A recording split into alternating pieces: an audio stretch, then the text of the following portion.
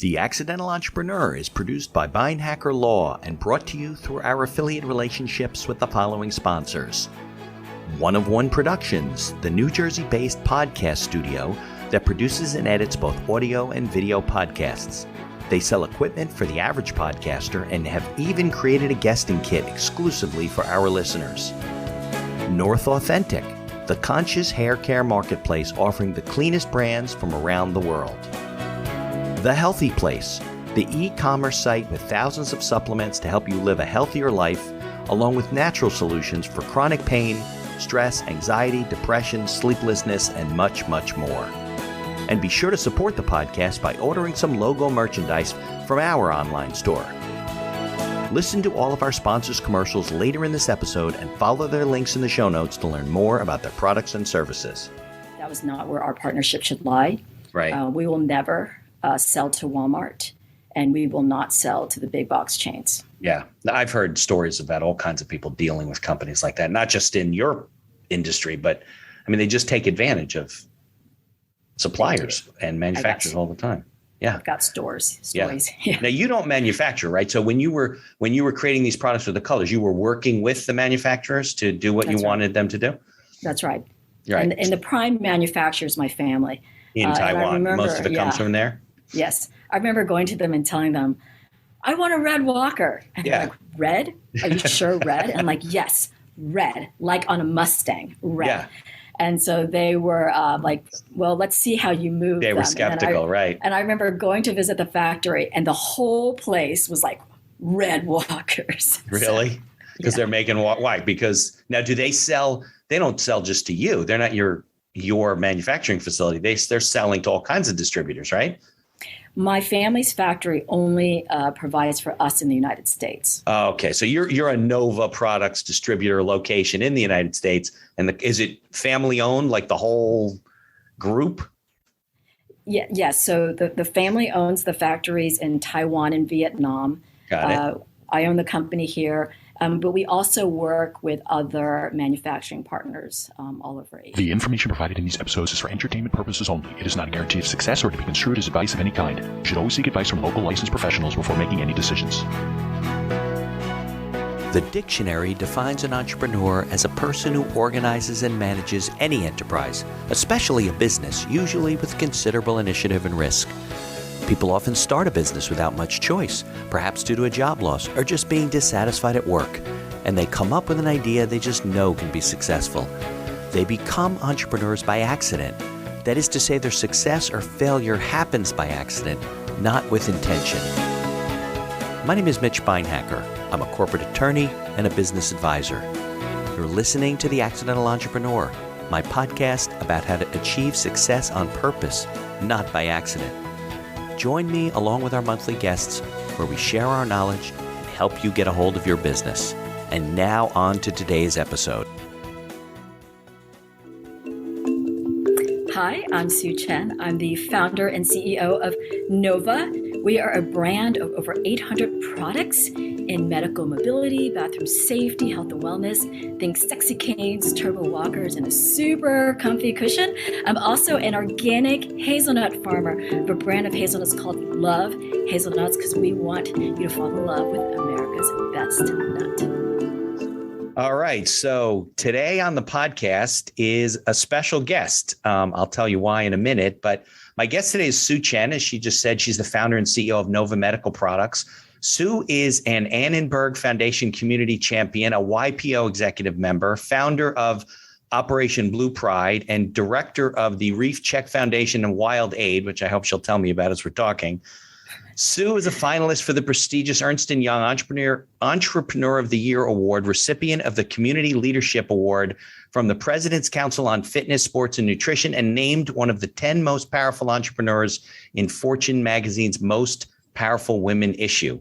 Sue Chen, welcome to the podcast. Whoa, Mitch. That's a mouthful. Yeah, thank you. And I'll tell everybody right off, our connection is that you, and I believe your sister, right, went to high school with my wife, right? That's right. Western High School. Yeah, and you guys stayed in touch. And then I was like, I want Sue to be on my podcast. She's like, oh, I'll reach out to her. So I appreciate you taking an hour out of your day, which is like kind of the middle of your day, right? Because I'm 3:30 here. So it's That's early, well, 12:30. lunchtime here. Yeah. So okay, good. So I'm just interrupting your lunch. All right. So I'm so excited to hear your whole story about Nova and about hazelnuts, and I'll chime in about what we did because we ordered the whole thing and did the whole thing with the hazelnuts, and also all the good work you're doing. So maybe you want to go back to, when you grew up in South Florida, where your parents from. I don't even know if they're immigrants or not. Were they born here and all that stuff? And then what got you to start Nova and what it's doing today? Sure. Thrilled to be here. Hi, Anita. Go Wildcats. So I'm an immigrant. I immigrated to the United States with my family when I was shy of my 4th birthday. Okay. And, my parents brought us here because they wanted a better life for their kids. Sure. I mean, that's why immigrants come to America. And this is what country did you come from? Taiwan. Okay. The little island off of China, the independent country off of China. Yeah. Everybody knows about all the controversy that goes on there now. People hear about it. So That's Taiwan's right. in the news. Yeah. Okay. So how did you pick South Florida? Were there relatives there? Family? Yes. Well, we had no relatives. When we came to America, we were alone. And so my dad really wanted us to grow up in like a rural country farm. And so he was able to get a job as the chief of rehab at Hollywood Memorial. And then outskirts, like people don't know that Florida can be very rural. I mean, Anita knows. And so we found this little farm in Davie, Florida. And so it was awesome. We had this wonderful house, but we had animals. We had cows and horses and chickens and ducks. Right. That whole area was more rural than it is now, right? When you guys grew up, it was like unincorporated, whatever, right? Yeah. I mean, manatees were still swimming in our canals. Really? So, yeah. It was country. So I grew up country. Okay. All right. And you, okay. So you'll take me through the journey, what you did, where you went to school, because somehow you ended up in California. So you'll explain that. Yeah. So I'll just kind of fast forward on that. So, we had this incredible childhood and kind of life and all through high school growing up in Davie, Florida. And I just loved it. My father did have cancer his whole life. It actually allowed him to come to the United States, being discharged from the military. He went to medical school through the military in Taiwan. That allowed us to come here, but he lost his battle to cancer when I was 14. And so after I graduated from high school, it was really important for my mom to move back to LA, where she actually did have some family. Okay. I graduated and she waited until I graduated, and I wanted to go someplace where I didn't know anybody because I had such a comfort zone in Davie, Florida, living there for so many years, so many wonderful friends. That's all you remember, right? Yeah. So I went to this small school in San Antonio, Texas, Trinity University, where no one from Western High School went to. And I went there because I just wanted to get to know myself alone. And how did you pick that school? Well, I picked the school because I had to go where the money was. Okay, and so I was able to get an academic scholarship to Trinity, and they were looking to diversify their student base. So I was able to go there, and that worked out great. And then after Trinity, I went back to LA. My mom had, started a life there, and I wanted to just kind of see where I could find some opportunity. And I was thinking that I would go to law school or get an MBA, and I really wasn't sure what I was going to do after college. Right. And then I had this opportunity to open up Nova in the United States. So before my father passed away, he had this dream to make better products for his patients. He worked in rehab and at the VA, and he just thought, this medical equipment is just so archaic, it hasn't innovated in years. Yeah, no, everybody knows, right? The walkers, they're all like just aluminum. They fold up. They're hard to use. They look terrible. They're called bent metal. Right. Is that what it's called? Balls on them. Yeah. I mean, in the category, it's durable medical equipment, bent metal. I mean, that walker that everybody knows, it's ubiquitous, it doesn't work. So people put tennis balls on them. I mean, it's just ridiculous. So my father had this dream, but he passed away. But his brothers did start a small manufacturing facility in Taiwan. Mm-hmm. And they were just making the same products my father hated. Right. But I had this chance. They said, well, you don't have any brothers. There's no other family in America. So why don't you try to start distribution for Nova in the United States? So is Nova the name of the company in Taiwan? Yes, it is. Oh, that's where the name comes from. Because my uncle went to Nova Vocational School, which is, Anita will know, from Southern Florida. So right, Nova, sure. Oh, okay, that makes sense. Okay. But it also means new star, new chance. Yeah, perfect. So, yeah. I think it's ironic that we have a walker, for example, for older people who can't get around, and they can't put their own tennis balls on these things. So obviously somebody's helping them do it. Like you got to modify your own equipment that's supposed to be helping you. It's kind of ironic, right? It's ubiquitous, but it's crazy when you think that we put tennis balls that we cut up on someone's mobility product. Right. It's crazy. Yeah. I mean, it's amazing that nobody ever decided we should solve that problem to just letting these poor people walk around with yellow tennis balls on the bottom of their. Nobody cared, I guess, right? Yeah, I understand. I see that. I see that. So that was what year did you start the company? In the 90s, right? Early 90s? 1993. Okay, so yeah. So and your sister is Anita's age, right? You're a little bit older than Anita. You're probably more my age. 1 year. Yeah. Okay, so I'm a little bit older than you. So I graduated law school in 92. So then you started the company. Now, did you go and get your MBA, or you just finished college and started in the business world? I finished college and I started the company, but boy, I really wish I would have taken more accounting classes.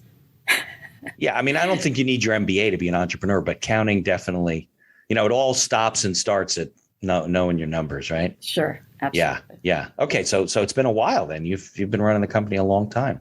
This year we turned 29. Yeah. So, yep. See, I'm a little bit older than you. So I've been practicing just about 30 years this year.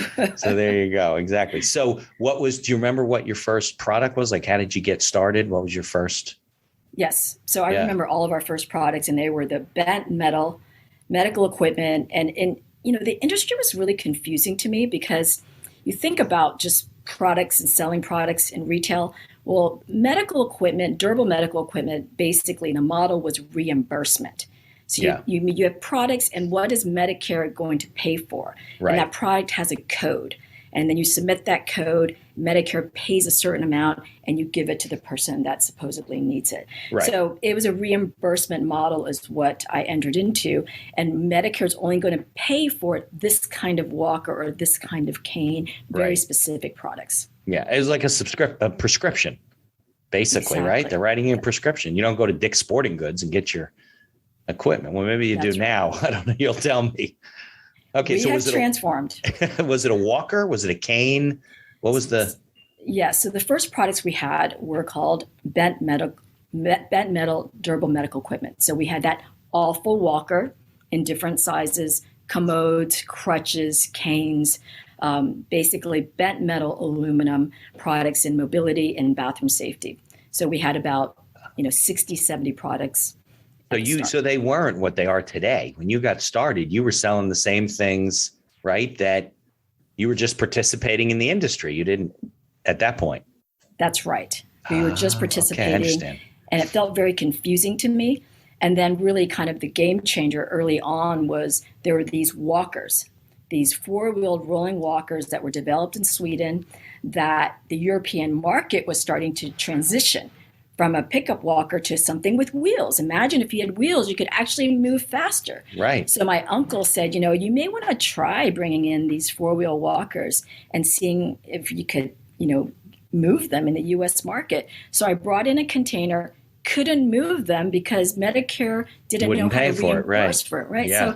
So people are like, well, it's a good product, but is Medicare going to pay for it? I don't want to pay for it. Right. Sure. So what we did is we just decided it's a great product. Let's just give them away, but let's give them away to the right places. So we went to UCLA rehab department, Cedars, Kaiser, and I contacted their rehab people and I said, I've got this great product. Can I drop it off and for you to try on your patients and see if they can walk better on this versus something else? And then through some research, we're like, this product actually can be coded. There's 2 codes that you could put together for this product to be paid for. So then once we created that little bit of demand, then the patient would go to their medical supply store and say, hey, I want this walker. And then we would tell the medical supply store, here are the codes for it to get it reimbursed. So I remember the day we sold 4 walkers. So that was how we got things right, going. because there's no code, you can't order it. That's right. Got it. But then eventually Medicare killed the code. So that actually did help us start moving the product. And as Medicare does, is when they see a spike in a code, too many people are using it, are people taking advantage of Right, the they want to know, is it fraud or whatever? They investigate it. Yeah. So they kill the code.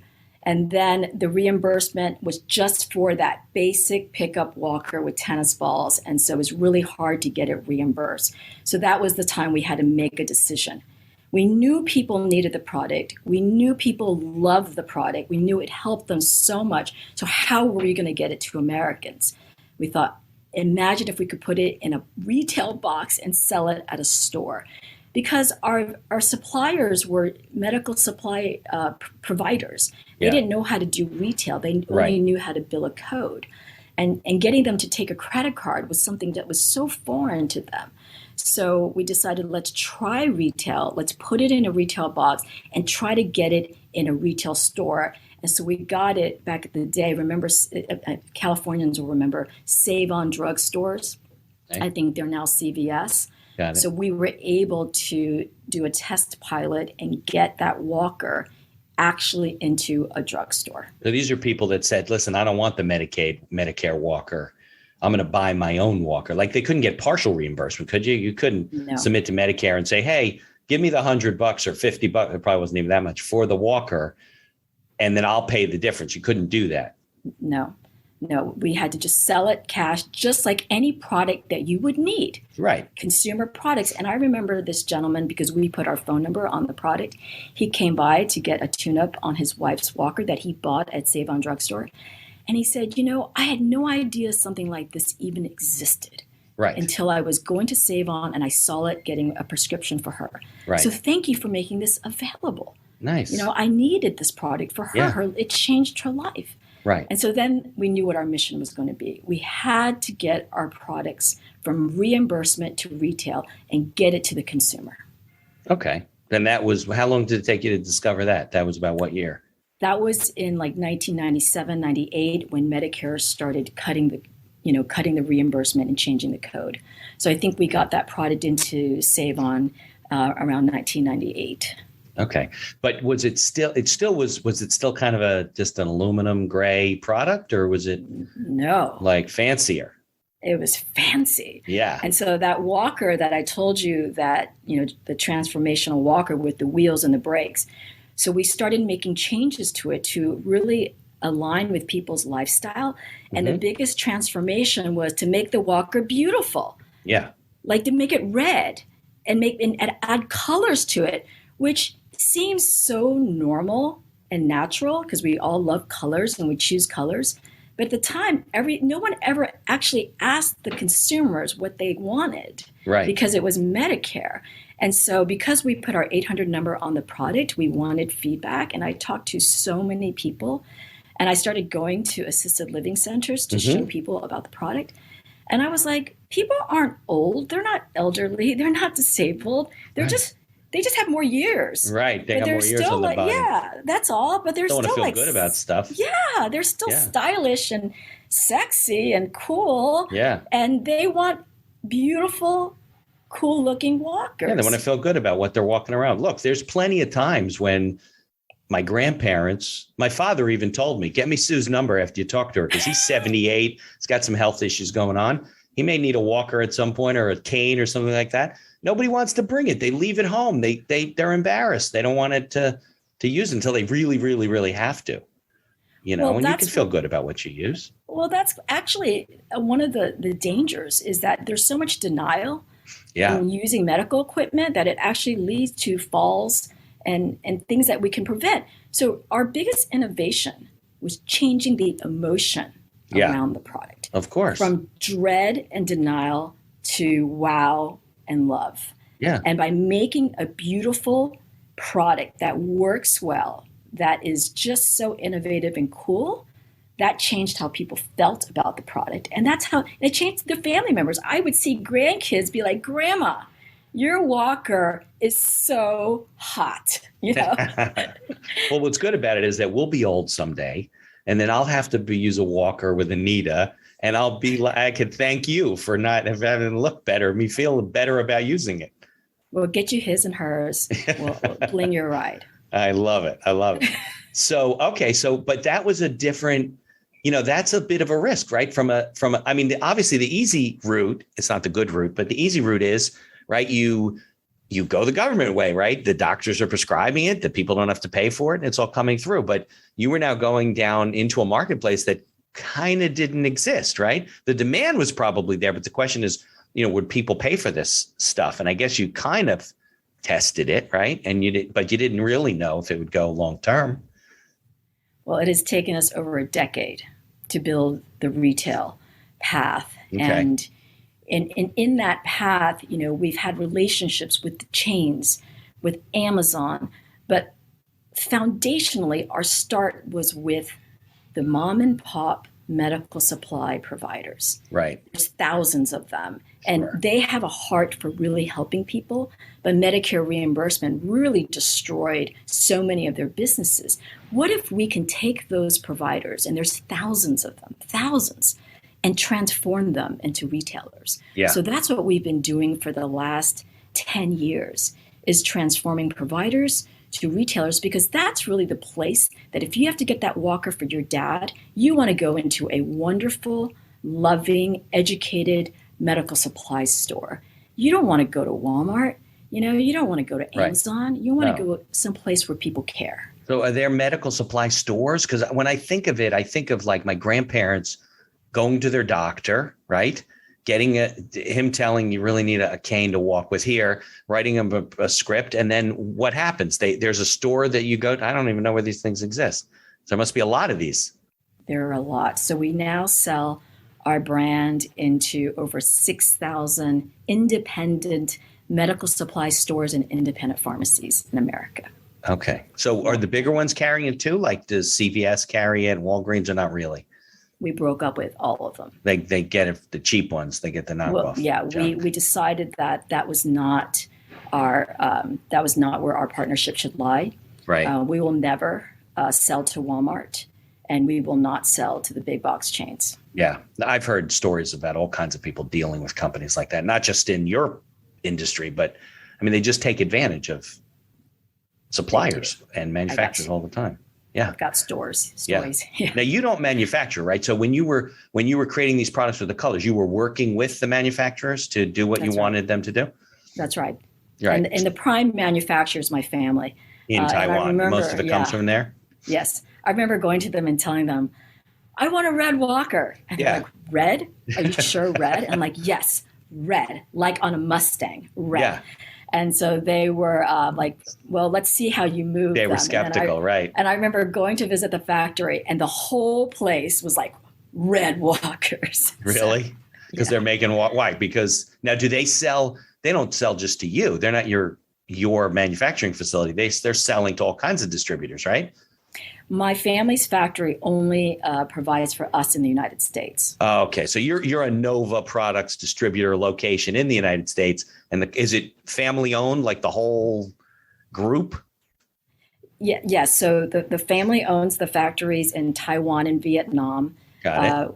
I own the company here, but we also work with other manufacturing partners all over Asia. Right, but anything that Nova overseas makes, you distribute only. Exclusively. Yes, that's right. And then you get other products that they don't make from other manufacturers. That's correct. Are they all overseas, and whether it's in Europe or Asia or whatever, or some in the United States? Nothing in the United States. We just do a little bit of light assembly here. I wish we could make it here, but it's hard to do that. There's like no industry doing it. No. Huh. No. It doesn't surprise me, but disappointing a little bit, right? It is. Yeah. It is. Yeah. Okay. So you've been running this company now for a while. You've gotten all kinds of awards. I know I had a mouthful there with all the things that you're doing, but you do have other things that you do. We're going to talk about the Hazelnut Farm and everybody should do this, by the way, anybody listening. My wife and I did this. We bought a kit from Sue. It was a big bag of hazelnuts and a cracker and some other things and some jars, right? Yes. And recipes. And then we cracked the hazelnuts. We made hazelnut butter. It was a great experience with the hazelnuts all over the kitchen. They were flinging everywhere. You got to get that little technique down as to how you crack them. Don't shit all over, but everybody should do it. It was a great experience. I'm going to go home and tell her to order another one from you. But so what made you, I mean, obviously hazelnuts and durable medical equipment, they go right together, right? It's a natural progression. What brought you into that? What made you go buy a farm and say, I'm going to grow hazelnuts? Well, so running a company for 20 9 years and staying incredibly passionate about it for 29 years really kind of required that I have other passions too. And I think that for entrepreneurs, it's actually good for you to be healthy, to explore other things, because it just brings that passion back to your own company. Passion lives in the same place, and it's right here. So in my early 40s, I was really getting to know myself again. I got divorced at 40, and I really was just like, wow, where's my life going, And so as I was getting to know myself again, as we have to do, I remembered like my memories of Davie, Florida. Yeah, I knew you were going to say that because you said it earlier, right? Farming, and that's where your dad. Yeah. Yes, and I hadn't thought about it for a long time because it was kind of painful memories. And as I was getting to know myself again in my 40s, I thought about that time and how special it was. And I thought to myself, you know what? I'm single. I don't have kids. I'm going to go buy land and be a farmer. And so I had spent a lot of time in Oregon because we have a lot of Nova business up here. And so I was up in Oregon, and I was like, it's so beautiful. And I said to my Is that where you are today? You're at the farm? No, I'm at the Nova headquarters. Oh, okay. But I was like, I'm going to come back here and I'm going to scout for land. So in November, when it's kind of dreary and rainy, it doesn't matter. I went up there, got in my car, got the maps, out and looked for some real estate. And I just started looking for land, and I found a piece of land. And at first I thought, okay, I'm going to be a vintner. I'm going to grow grapes because I'm in the Willamette Valley and it's going to be like Napa. And so I got lost, of course. And the guy's like, what are you doing up here? Because I looked like I was from LA, I didn't have the right farm boots. Yeah. And I was like, well, I'm looking for land because I want to be a farmer. And he's like, farm what? And I was like, grapes, I'm going to be a vintner. He goes, you and everybody else. He goes, why don't you think about farming something else? I'm like, something else? So as I'm driving around, I see these orchards. So wait a second. You didn't go and look for a farm to buy. You're just starting with raw land. That's right. Okay. I didn't picture it that way. I pictured it like you found this hazelnut farm and you're like, oh my God, I'm in love with this. Okay. So go with the story. That's pretty funny. It was just to be a farmer, but I wasn't sure what kind of farmer. Yeah. You had no idea. So then I'm driving around and I see all these orchards, and I'm like, what are these? Are these apple trees, pear trees? I don't know. And then I saw a sign that says hazelnuts for sale. So I get out of my car and there's this lady and she has those whole hazelnuts and she's showing me how to crack them, and I'm tasting them and I'm like, oh my gosh, this is what a hazelnut is, and it's all very exciting. And so they were everywhere. And so this piece of land that I found, I did some research out of OSU about soils and, so anyways, after some research, and I talked to a couple farmers, it was the perfect land to plant hazelnut trees. So bought the land, came back, bought a bunch of baby hazelnut trees, planted them, and then 4 years later, I had my first. 4 years. Is that what it took for 4 years? Yeah. So you have my first. I was the first, right? We were the first crop, right? Yeah, that's right. So you had told me, I think before when we were talking, something like 98% of the hazelnuts come either the United States or the world. I have no idea. Come from Oregon, right? That's right. So United States is the 5th largest producer in the world. Okay. But that's still just like a fraction of the, but and then 98% of that U.S. comes from Oregon. Because of the climate, the soil, or whatever? It's a combination of all those things. But we've got really the ideal climate and soil and rain in the winter and dry summers for hazelnuts. Here's a word from our sponsors. Looking to get into podcasting? Maybe to market your business for your own enjoyment, or because you have a message you want to get out there. One of One Productions is a New Jersey-based studio just over the George Washington Bridge that caters to the booming business of podcasting. They offer a comfortable atmosphere using the latest technology available to record your podcast. And they are a full-service media company offering both audio and video production services, creating both audio and video podcasts as well as video shorts for business and personal use. Professional audio equipment packages are available through their website for all budgets, and be sure to check out their podcast guesting kit, created specially for our listeners. Care for your health, care for the planet, and look flippin' great doing it. North Authentic is a conscious hair care marketplace offering the cleanest brands from around the world. Their pro stylists curate only the most fabulous non-toxic hair products with better-for-you shampoos, serums, masks, and more that actually give you gorgeous hair without hurting your health or the planet. Hey, you've only got one life, one planet, and one glorious mane. Might as well treat them all as best you can, right? Try a 100% clean hair care routine prescribed just for you using their link in the show notes. If you don't see a big, beautiful difference in how your hair looks and feels, you can tell them they're crazy. Do you battle chronic pain, stress, anxiety, or depression?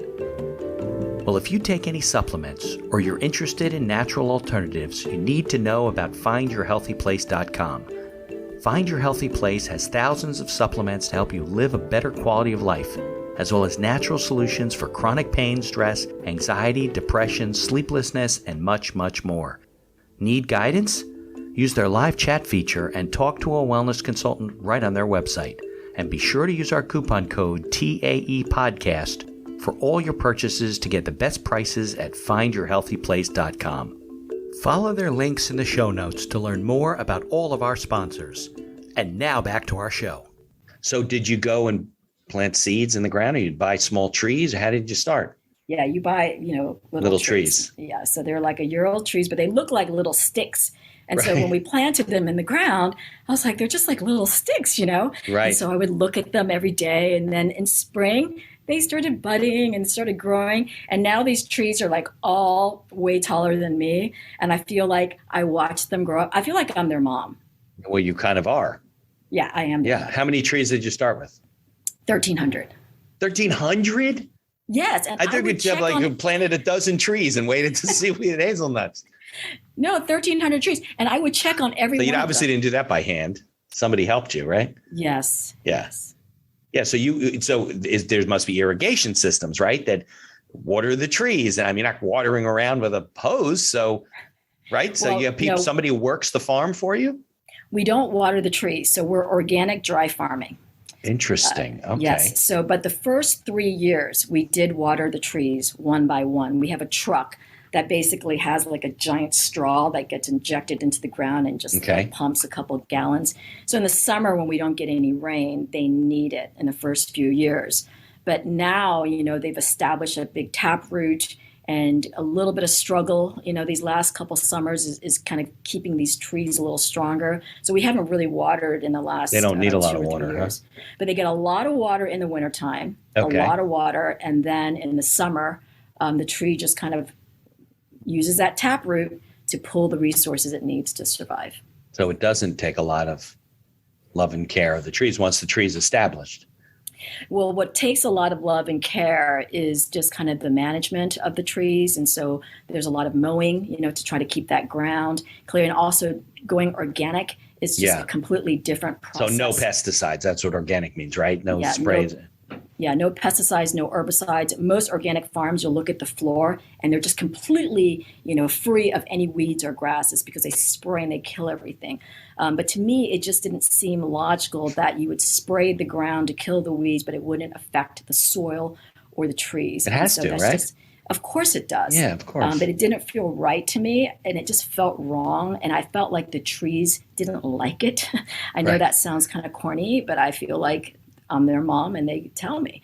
And so we decided to go organic. So we do have to mow it to keep the grass down.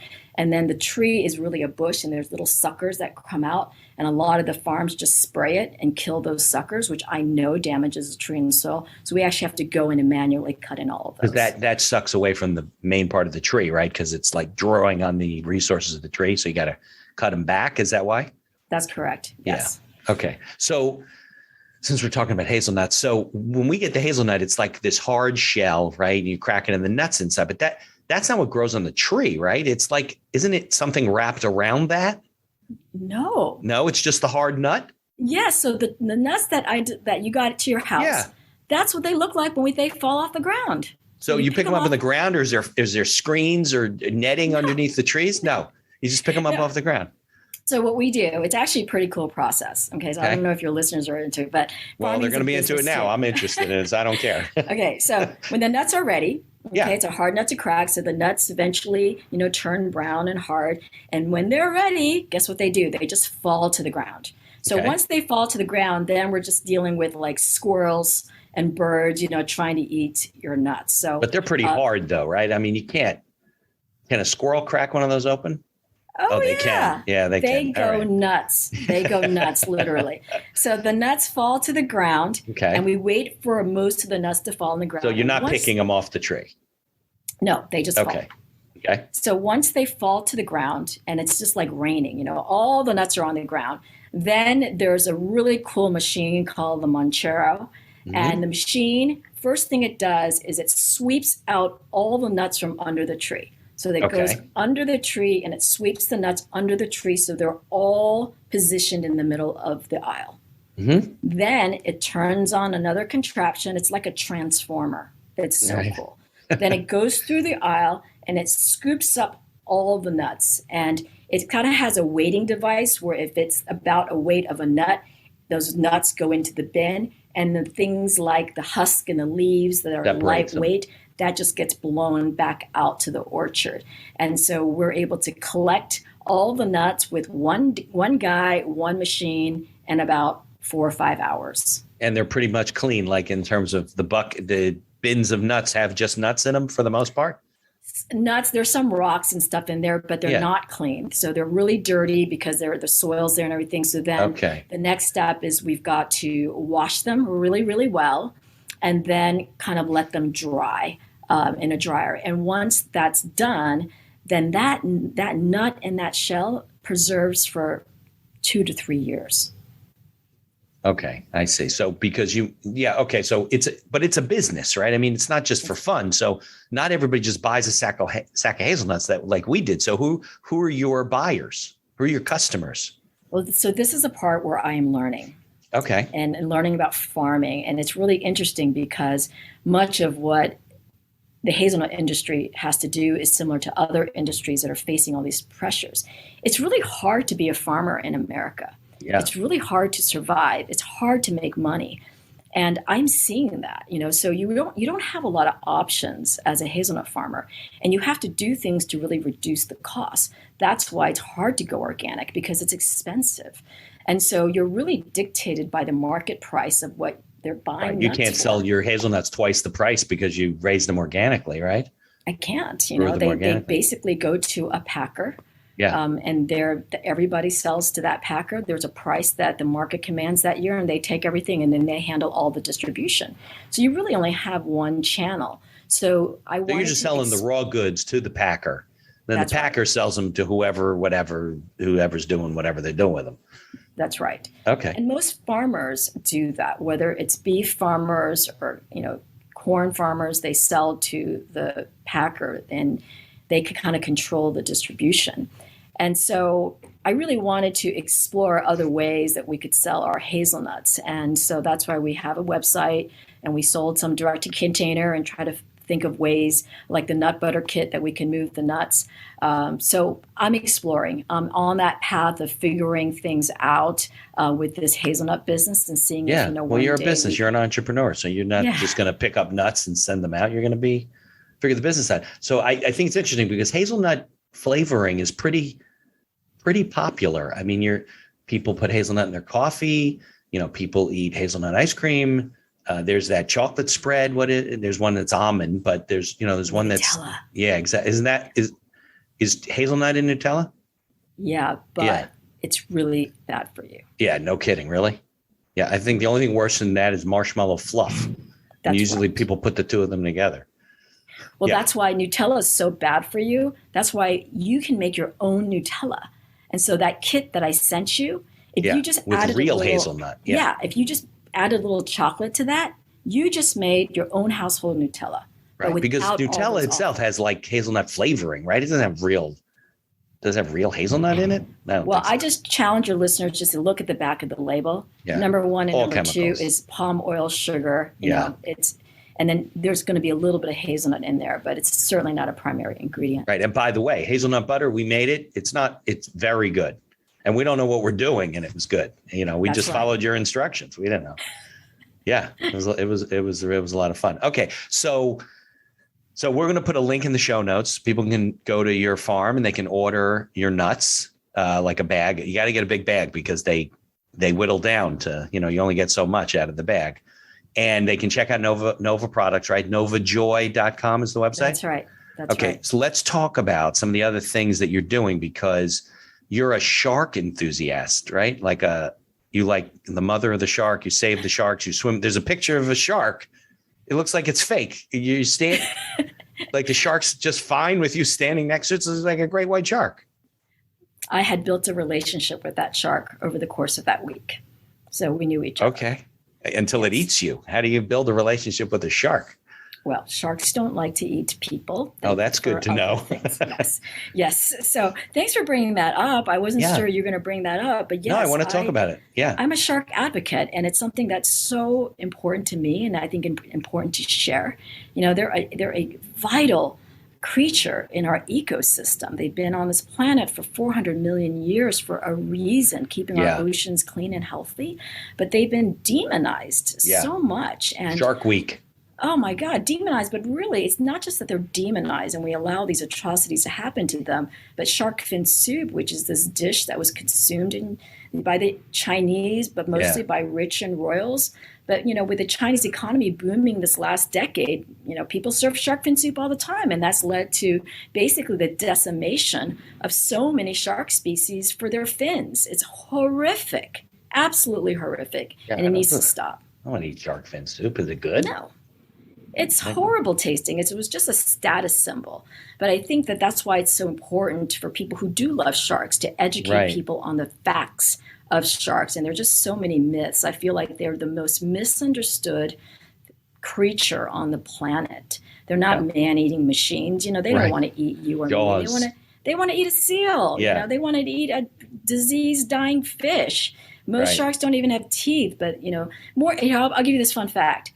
More people get killed by vending machines than by sharks. Vending machines? Yeah, because that people fall on them. Yeah, because when something doesn't come out, and you shake a vending machine, it could fall on you. Yeah. Well, so more people get killed that way than from sharks. And that can't be a lot.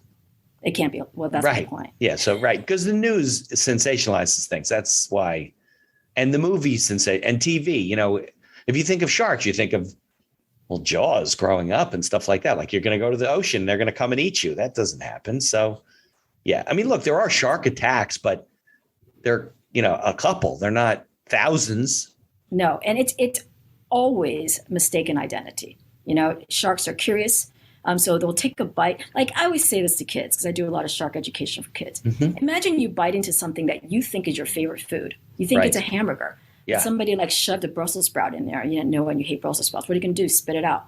So with the occasional shark bites, a shark is going to bite into something, go, oh, that surfer, I thought it was a seal. My bad. And it releases. And so sharks don't have cravings for human beings. They crave other things. And so, but occasionally there might be a mistaken identity, an accident, and then it gets all what happens. Exactly. So you're either involved with or you started a foundation that raises money and awareness for preservation of sharks? Well, it actually was a combination of, so I went shark diving with Jim Abernathy, who is an incredible shark advocate, shark diver. Okay. And so I got involved in shark advocacy work. And he was like, oh, you have this other thing you do called Nova? You have a company? And I'm like, yeah, I have this, I run a company. He goes, wow, how do you have time to do both? I said, when you're passionate, you have time to do both. So he was like, wouldn't it be amazing if we combined your two passions? So it was really his idea. So he's like, wouldn't it be incredible if we invited veterans, wounded veterans, and we took them shark diving? Because veterans are heroes. They put their life on the line for the freedom of our country. They would also do that for sharks if they understood that they needed their help. So we started Operation Blue Pride. We invited 3 veterans on a shark expedition with us, and they became shark heroes and advocates. And so that's how the organization started. And now the organization certifies, veterans to teach them how to scuba dive, which is incredible. And as far as the shark advocacy work, that's really kind of more towards Shark Savers, which is now part of Wild Aid.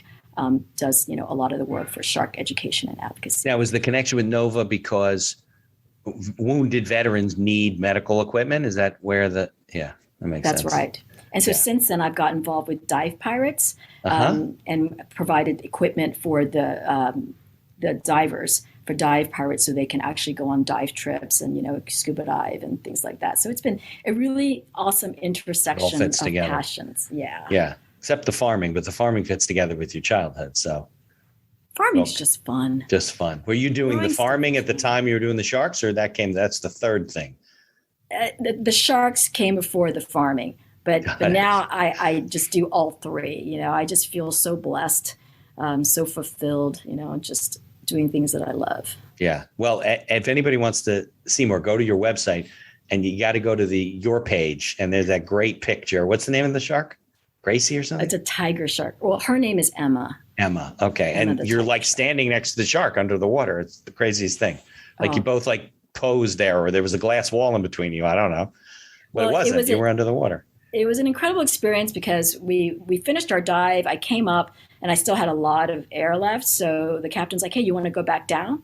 I'll go with you. I'm like, sure. So it was just me and Emma. And you're in the open ocean. You weren't like Emma's a wild shark? Yeah, she's a wild shark. And so it's just me and Emma. And she really was like, wow, I get one-on-one time with you. And I was like, I get one-on-one time with you. And so for 45 minutes, she's just swimming around me and I'm petting her and rubbing her head. And Matt, the captain, was able to snap that. Also. And how did she get a name? Well, Jim named her, Jim Abernathy. Oh, okay. So she and Jim are like best friends. Wow. You can actually go to YouTube and Google Emma the Tiger Shark. She's got a whole Facebook page. You're kidding. That Jim maintains? Obviously she doesn't, so. I think Jim maintains it, but there's a lot of really cool video of Emma. She's got a lot of friends. All right. So where is, it's all somewhere off the coast of California that she's always in this one area, or she comes and goes and? Well, she travels all over the world, but she does come to the Bahamas quite a bit. So that's where we dive and see her, is in the Bahamas. Yeah. Oh, wow. Is she tagged, or you just know it's her? We know it's her. Wow. Jim knows it's her. Yeah. That's crazy. That's crazy. All right. So let's talk more about Nova. So what is Nova doing now? What does it have on the horizon coming up? Yeah. Because I know you're always looking to improve and change. You told me that. So gosh. Well, so last year was crazy. I mean, now the world knows what supply chain is. Yeah. And supply chain, just like you did, but they didn't. Yeah. Crazy. And so it was just an incredible year as far as really thinking, oh my goodness, supply chain is here. It's affecting us. It's affecting our dealers, the 6,000 mom and pop. It's affecting people getting the product that need the walkers. Yeah. And so we had to make some hard decisions last year. And the big decision we made last year was to stop selling direct to Amazon. And that was at first scary, but it was one of the best decisions we ever made. So you could have more supply for your dealers, for your mom and pops. Yeah. And it really made such a difference because that's where we want people to buy our products. And it just made us look in the mirror as a company and really our mission and our legacy and who we want to support and what really matters. Mm-hmm. And so that supply chain challenge kind of forced us to look at our relationships and, these independent mom and pop stores where I want my mom and your mom to get their walkers. Those are the people we want to support. Yeah, sure. And I'm sure if you need something like that, you can't wait 6 to 8 weeks to get it. You can't walk now, right? Yeah. And you want to go someplace where you're going to get taken care of. So where we are now is continually to innovate products, more bling, more colors. And we really are the brand that has the most diverse, inclusive and empowering mobility products on the planet. Like we have a beautiful cane for someone who's 6'10". If you're over 300 pounds and you want a beautiful cane or a walker, we have that. So we saw that there were a lot of sectors of the market that were just completely being ignored. And we just feel that everybody deserves to walk with style and with pride and with dignity. So we're always looking to bring in products to make sure that everyone has a chance to be independent and beautiful. Now, was that because just everything was kind of standardized, like a cane was a cane and a walker was a walker, and if you were heavy or you were this or that or tall, tough luck? It was like that. Nobody cared? Well, I don't know if people really listen sometimes. And I feel like, we don't innovate anything. We just listen better. And, when you listen, you get the truth. Yeah, and sure. The truth that I was hearing from people was that I want to be beautiful still. And somebody actually wrote a comment that I read that says, I love that you have beautiful canes, but why not have beautiful canes for people who are bigger?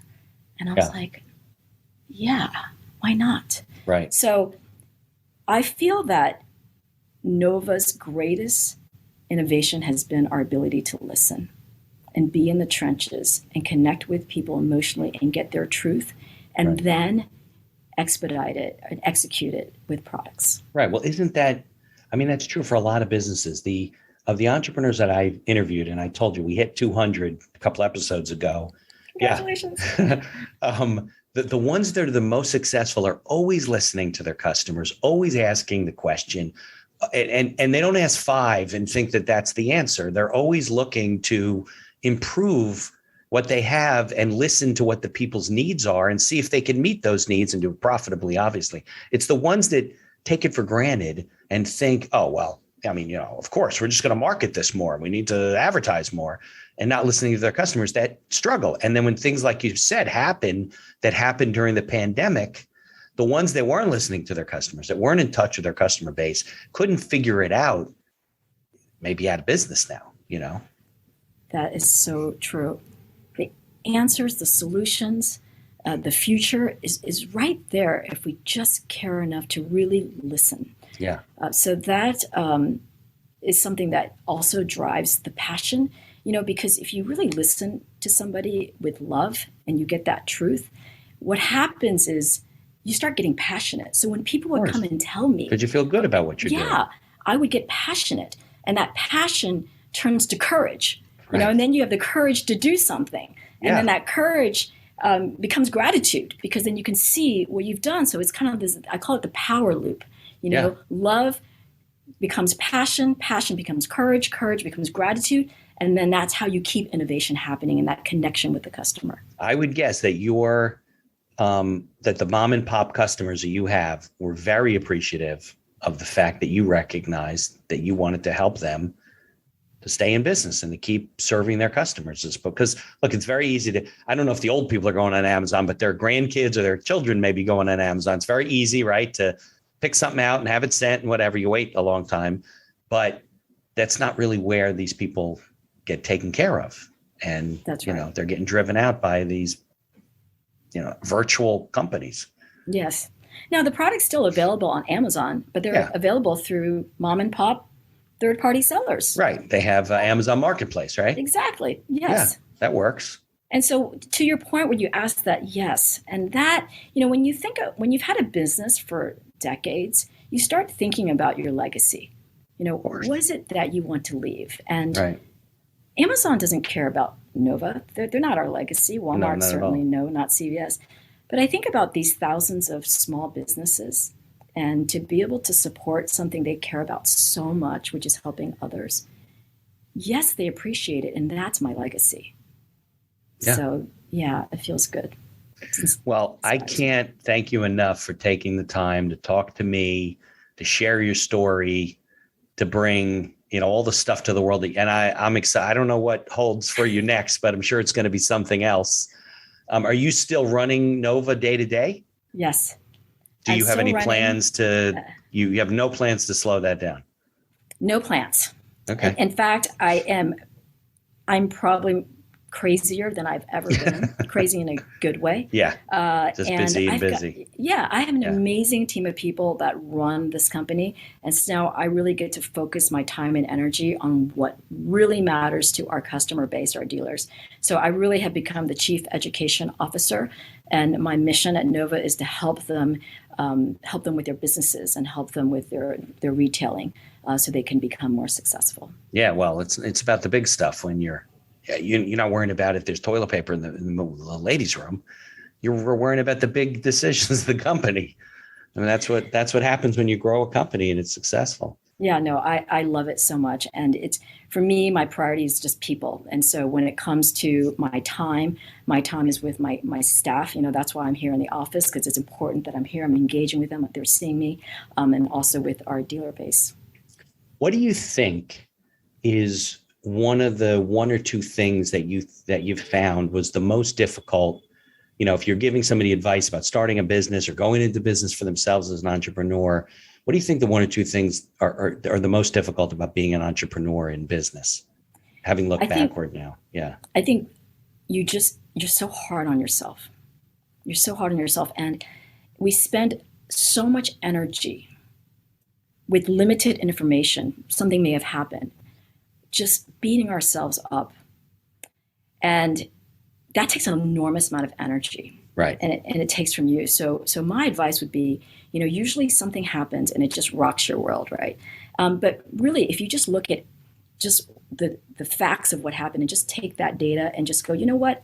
It's not that I don't care or take it personally. I just need to have a strategy around it. So what happened? Let me just look at that. Just figure it out and not figure get it out. emotional. And then rather than getting and speculating and going, oh my gosh, what about? I like to play things out. Okay, let's just play out the scenario. So say, we had a lawsuit on something and I play out the scenario. It could be this. Right. It could be this. But let me play out the worst case scenario. I play out the worst case scenario, think about it and go, am I going to be okay? Yeah, right. I'm going to be okay. And then I can kind of strategically look at that situation rather than spinning the wheels and putting so much emotion around something that you don't know if it's going to happen yet. Right. And so 99% of the time it doesn't happen, what we worry about. Because as an entrepreneur, you've got to take care of yourself. Yeah. And you've got to have a relationship with yourself. And that means finding ways to work through some of the challenges that come your way and having a strategy around it rather than spending so much energy and time beating yourself up or worrying about something that hasn't happened yet. Yeah. So I guess we're too hard on ourselves. That's what you're saying. We're so hard on ourselves. And I would say the other thing that I think has been so valuable for me in all these years is have a pitch. Have a really good pitch, whether it's a 1-minute pitch, a 2-second pitch, or a 5-minute pitch. And you got to be ready to nail that pitch anytime. So when I introduced myself to you and I said what we do, it could be like, oh, medical equipment. But I said, sexy canes and turbo walkers. Hey, it makes you think, right? Yeah. So you've got to have that pitch that's going to make people remember you and go, wow, I want to hear more. Well, we all want to hear more. So we're going to put the links in the show notes. People should definitely go home and order hazelnuts. Are there hazelnuts available right now this time of year? There are hazelnuts available. Yes. Okay, great. So Sue, I thank you a lot for joining me, spending time with me and sharing your story. And I will definitely send your regards to my wife. Thank you. This was a blast. And thank you for having this awesome podcast. If you like the podcast, please tell others about us. You can find us on Apple Podcasts, on Google Podcasts, on Amazon Music, and many of the other podcast directories. If you like what you hear, please leave us a 5-star review and feel free to share our episodes on social media. If you have any questions or comments, ideas for the show, or you'd even like to appear as a guest, reach out to us by email at info@beinhackerlaw.com. The Accidental Entrepreneur is hosted and produced by me, Mitch Beinhacker. If you'd like more information about my legal services, you can find me on social media or visit my website at beinhackerlaw.com. Thanks for listening, and be sure to subscribe to our feed to be notified of all future episodes.